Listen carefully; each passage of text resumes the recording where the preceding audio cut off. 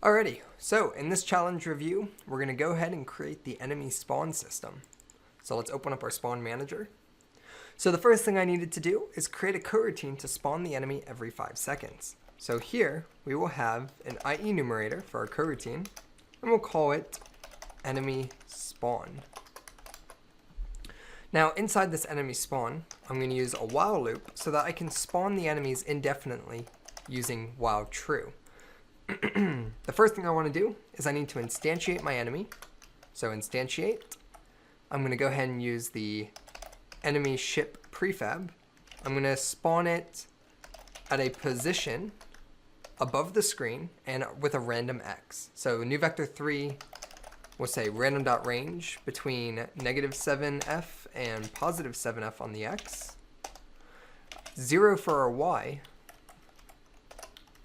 I'm sorry, 7 for our Y, so it's above the screen, and 0 for our Z position.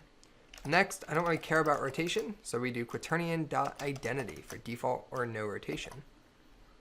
Now, I'm not done here. If I were to run this, the editor would crash. So I want to do while true instantiate, and then I want to wait 5 seconds. So we'll say yield return new, wait 4 seconds, and we'll go ahead and wait 5.0f.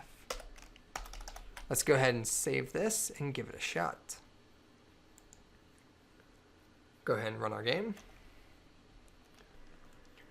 Now, it's not working, and the reason for that is because we actually never started our coroutine. So if we head back into our spawn manager script, you'll see here that we have this enemy spawn, and let's go ahead and rename this to enemy spawn routine. We never started it. So in order to actually run this IE numerator, we need to call start coroutine in our start method, which is right when the game starts, and we'll go ahead and say enemy spawn routine. Go ahead and save this.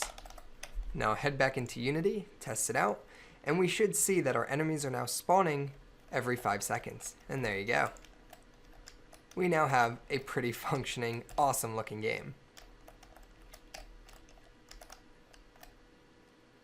Okay, in the next section, we'll go ahead and take a look at instantiating our prefabs.